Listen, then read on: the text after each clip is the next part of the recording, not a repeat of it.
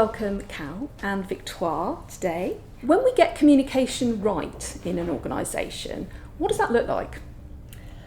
Well, that's a broad question, yes. But I think what it looks like is at the end you get the final result that you want, because everybody understood exactly what were the objective, what you wanted to do, what you wanted to accomplish, and then you engaged in the right way each player in this change or in this kind of dynamic that you want to do. And like this, everybody knows what to do, why they are doing it, and at the end you get the results that you want. Okay. Yeah, I think you have to go to the end, right, and go, okay, what are we trying to achieve? And if you get, and I think what that looks like is on an individual level, everyone is engaged with the change.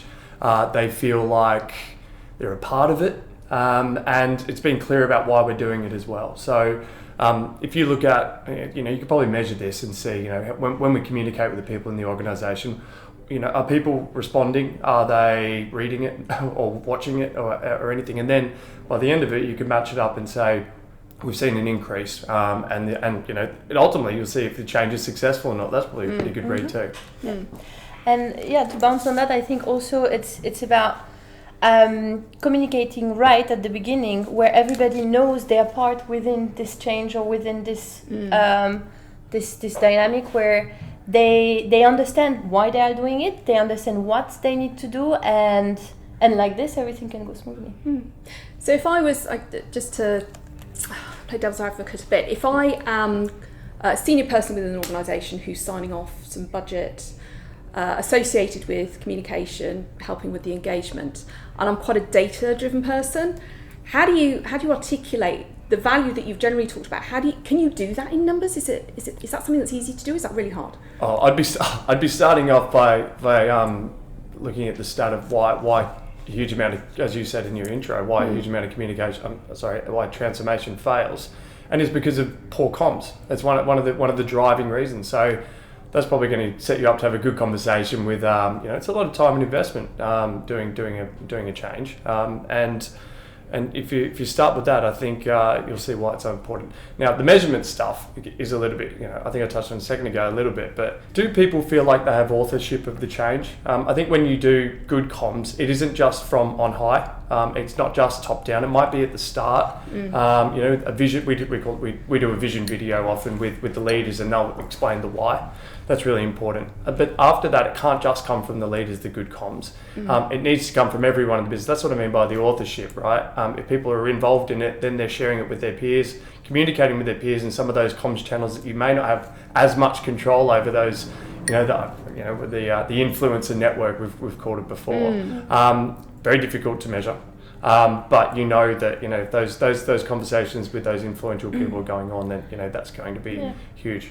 I think you can measure how efficient comms is within a change project within your organization by just looking also at the general business indicators.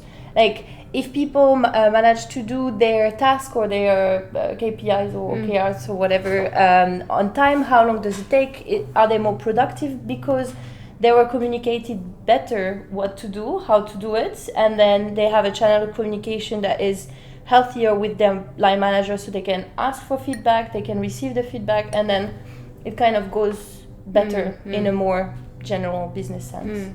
I think one of the ways of really seeing it work effectively is how much people actually engage with the change as well. So sometimes you're involved in change internally and it becomes quite a passive thing for individuals and teams, and they see stuff but they don't engage with it. But then also sometimes you see people step forward and they might ask questions or might start to share it themselves, and that's people starting to truly engage in it, isn't it? I think that's why you have to start well, because if you kick off a change and it's a little bit ambiguous and there's a lot going on and there's lots of activities, but you're not clear about the why at the beginning, you're running blindfolded from there. It's going to be really difficult to win that back. So that first impression piece, right?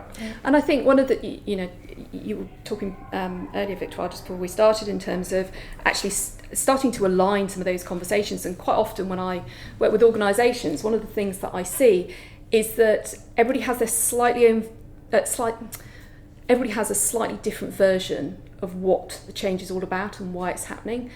And you know me well enough to know that I always bring it back to the why, because it starts to tell us so much and really helps us shape how we go about some of these things. Yeah. But why we're doing the change, aligning leaders and creating that consistent message outwards just really, really helps teams to understand it, understand what's in it for them, as you say, and start to embrace it themselves. And I think on that, this is why it's really important to have a very specific focus on internal comms when you undertake a change, because you will have the leaders of the organization or whoever is at the origin of the change will know the why and will understand, but the comms people will help them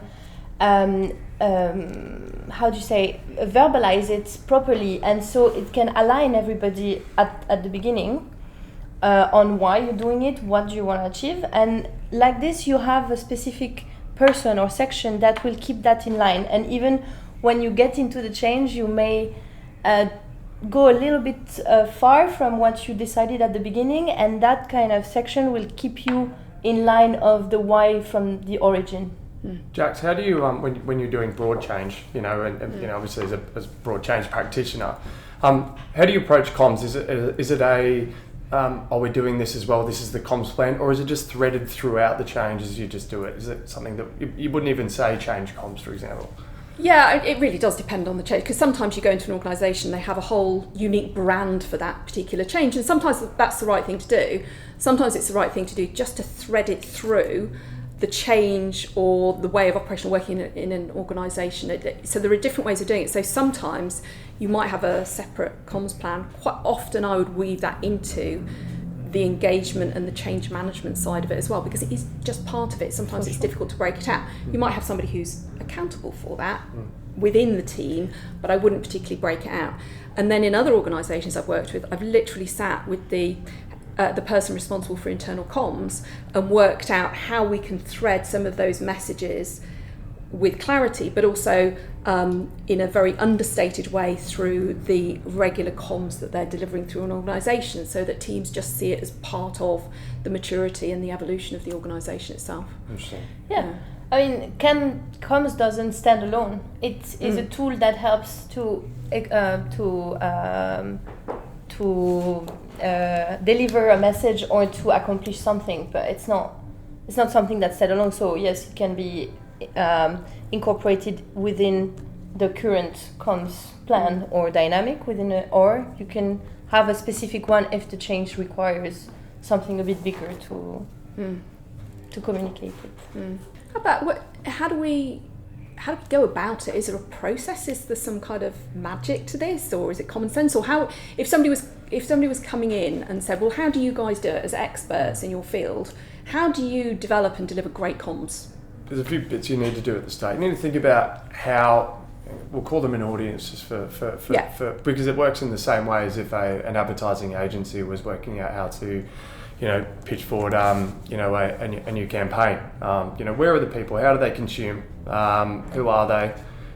You need to do a bit of digging first. So that would be the first thing to do. And you know, look at some of the baseline numbers of how they're, or the lack of engagement in what you're communicating.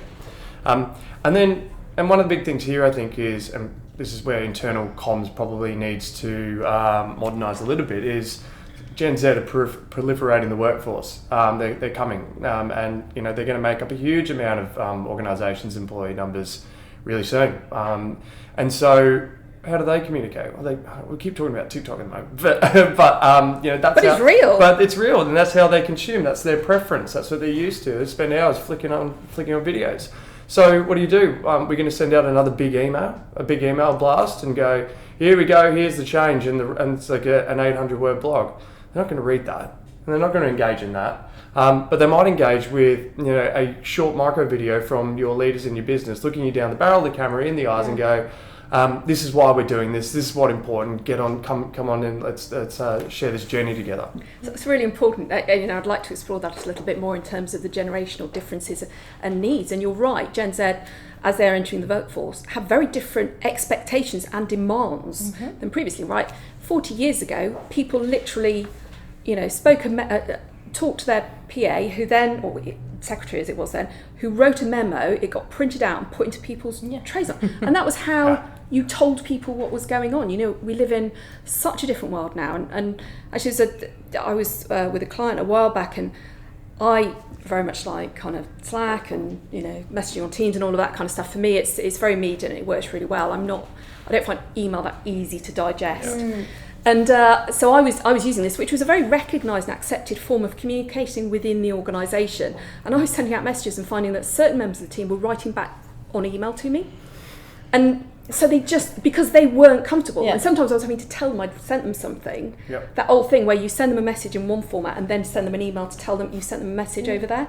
So how do you even start to satisfy the different needs of different people within an organisation? But I think that touched like one of the core things of good comms is to tailor the message to your audience and assess your audience, understand really their need, the way they communicate, the way that you will the most efficiently deliver your message. And then this is where on the comm side, you need to be the one to adapt. You can't ask the audience to adapt. You need to be the one to. Very true. So true. So I think that's one of the. It is a bit of a running experiment, isn't it? Because you know, you might do something that you think is going to work and it doesn't. So you go, okay, fine, back to the drawing board. We need to adjust the way we're communicating this because different people want to be communicated with different ways, and you know, it is a bit of a so it's not a let's do this in one go. This is how we're going to communicate now. Get on board or don't. It might be a gradual adjustment. Might be doing a couple of emails at the start, and then we'll slowly tone it down. And then, you know, it's a bit of a journey rather than, you know, bang. We're gonna communicate on Slack now for everything. But I'd also Victoire. The only other point was I keep saying audience, but I probably shouldn't. I probably should say community, because an audience is someone you just blast comms to, and they receive it, and that's it. But a community is something that you engage with, and they have a platform to communicate back to you. So if you just, you know, broadcast your stuff out and they're just going thank you, then as opposed to, you know, what do you guys think, giving them, you know, some interactivity there, I think you're going to get a much better result in your change there. Exactly. Actually, that's what I was thinking out of what we were talking about, because communication is a two-way street. It's an exchange. It's not you just. You're not informing. You're not informing, and you're not just kind of like throwing a message out there and like, or dictating. You are exchanging. So we're talking about traditional comms channels. I think we all have in our head, you know, your traditional ones and the ones we can all see. What about the ones we can't? So I'm talking about, you know, I mentioned a second ago, but the influencer network, and I think this is the non-traditional, the water cooler, you know, arguably more important. But how do you find those people, you know, in the first week, in the first few weeks, because they're often not the most senior people? No, and you often don't spot them straight away. So I think there absolutely is a role in terms of the traditional kind of OD that we see within an organisation, and the role of senior leaders to be advocates of the change. And I think sometimes even they don't truly understand the real value that they're driving there, because I think if the change is seen to be supported at that level, it's a lot easier for people to then kind of accept it and start working with it. So I think that's really important. But you're absolutely right. Just because that happens, it doesn't mean that everybody then moves with it. And there are people that are highly influential within an organisation where it's not based on hierarchy at all. So a while ago I worked on a global change transformation within an organisation, and initially we thought we knew who the influencers were. We thought in that instance that it absolutely was directly related to hierarchy. But when we actually had the changes go live, we realised it was the users who were just so influential, because they were dissatisfied. We hadn't engaged them at the right level, and they were dissatisfied with a couple of the features and things the changes that they needed to make to their ways of working, and so they didn't use it. And it was as simple as that. And that put a whole halt to the change for about a month whilst we reassessed how to actually manage that, because there was logic in terms of why the change needed to go in, but these were real people, and there were thousands of them who were refusing to actually use that change. So you're absolutely right, you need to find out who those influencers were. So we turned that around very much, found influencers within that group of users, and then use them through media, very much using videos, you know, engaging them and then getting them to talk to their peer group in terms of actually how the advantages of bringing this new technology had really worked for them. I think it's interesting to see that, like, now with the different means of technology, the different tools, the influence and the power of the different kind of audience and stakeholders within these dynamics have changed a lot as well. And you can see it now with the internet, like a lot of like, it's way more like bottom up. Because users or because like people have way more voice within the thing. And that shows also that it's really important to keep engaged, keep assessing the way that like the results of your communication to readjust continuously all through the change to make sure that it reflects the different dynamics that you see. Jax, there's one more thing on the influencer one, because I'm interested in that, the back channel stuff. It's really see at what point do you make the decision between, okay, is this person just a thorn in my side and they're not on board, and we may need to, they may need to think about what they really want to do in this company, or bringing them in closer, really close, and as you said, using videos and that sort of thing to help them being your greatest champion. First thing that occurs to me when you said that is how many of them are there?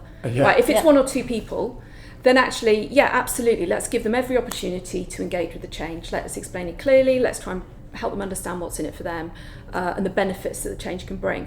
However, you almost don't want to invest too much in that small number of people, and what you're better doing is getting a real movement and mass in terms of the number of people in the community actually engaging with the change, seeing the benefits of it, really enjoying that and becoming advocates themselves. So you almost, if you think about almost a cart, do you push or do you pull, or you kind of want to let's give them the chance in terms of those resistors, but then let's focus on the positive. Let's get the mass of people using it, and then they don't really have a choice and they have to come. Yep. Great. Yeah, I think it comes out to assessing when you start your change, your comms within the change, you assess the different audience, you assess their influence, their power within what you want to achieve, and that's how you understand how to deal with them at the end, and how much effort do you put in it. Yep. Interesting. So I just gave that to you, Jax. I know, I did. Little rogue question. You've done a couple of questions there. I'm like, who's the bloody interviewer? Sorry. No. In our workplace today, we are hit with so many pieces of information. There's just information flying everywhere. We read articles about that in terms of the amount of data that we absorb every day, whether it's from looking at social media or reading the latest news feed or whatever that is. The amount of data is absolutely enormous. So how can we make sure that our messages stick, in effect, and are heard? Well, the one tried and true method for eternity has been telling stories. Okay. So, I mean, the more stories you could tell, I think the more engaged people are going to be. And you're right, they get so much stuff, and a lot of it's rubbish, like the content that they get. It's just, but you just look at it and it's just mindless doom scrolling, and or whatever it is in your normal social life. So think about how good your content has to be to stand out. You have to take the time. And so it has to be, there's a few principles here around make it sound human, don't make it sound like it's from a faceless company or organisation or logo. You have to make it really human, speak like you would speak, or write like you would speak. Do videos that aren't so super polished with the pop plant behind and the suit and tie and the light perfect. Do some videos on your phone. Just that authenticity, that human aspect's really important. Get to the point. Bit of clarity. You're not reporting something. You are trying to engage people. So, communicate that way. And I think if you can tell stories about what's really been going on, rather than going, we think this, we think that, this, as opposed to, this is a story. This is something that happened recently last week where I was having a conversation. It's already more interesting. It's already you've already got them hooked in. They want to hear what happens. The whole hero's journey stuff is really key to getting good engagement, I think. So that's got to happen in almost all your comms or wherever possible, I think.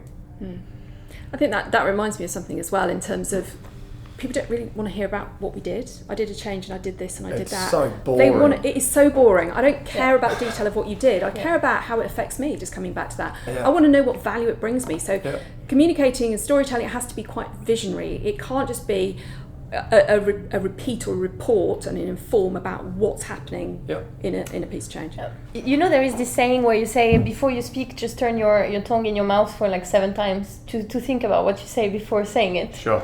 Well, that's a French thing, but Yeah, I've not heard of that, but I like I just it. take 2 deep breaths. but basically, this is something that applies here as well. Is before you start engaging and communicating, think about what you want to say exactly, and so you choose your words carefully to make sure that it will deliver the right message. And just because the slight little kind of choosing the wrong word can create a reaction that will not go in the way that you like, that will kind of create a negative reaction from your audience. So true. Where at the end you just wanted to say something that would be positive. So just kind of before you start, like, this is why it's all comms is all part of the whole change dynamic. Before it starts, think carefully about how you want to communicate it, choose your words, and make sure that you choose the different words for the different people. It's a fine line because you want to get and you're so right, because the stakes are so high. Yeah. And you have to get it just right. You're right. One little word and it's taken totally out of context and everyone blows, it could easily happen. But at the same time, you want to get that sort of raw, authentic, off-piece type of style out there. But you still got to be really careful. But that's the brilliancy of amazing comms is because it's something that is absolutely planned, but you feel like Make it look natural. It's natural. And that's the real skill to it, isn't it? You make it look easy. Exactly. And you make it look natural, but at the end it's extremely calculated of what you wanted to say to serve your purpose. So thank you. I think you've brilliantly brought to life exactly how communication and effective communication helps engage people in change, and therefore absolutely supports that ability for organisations to deliver change successfully. It is all about people, and as you say, planning is essential, having a great approach is essential, but you can't rigidly stick to that because this is about people. People are unpredictable, but they want change, right? They want successful change, that's the thing. So actually they want to be engaged on a journey and they want to be part of that outcome, but you have to treat them with respect and trust and take them on that journey with you. 100%. Definitely. Thank you very much, both of you. Thank Thanks, you. chaps.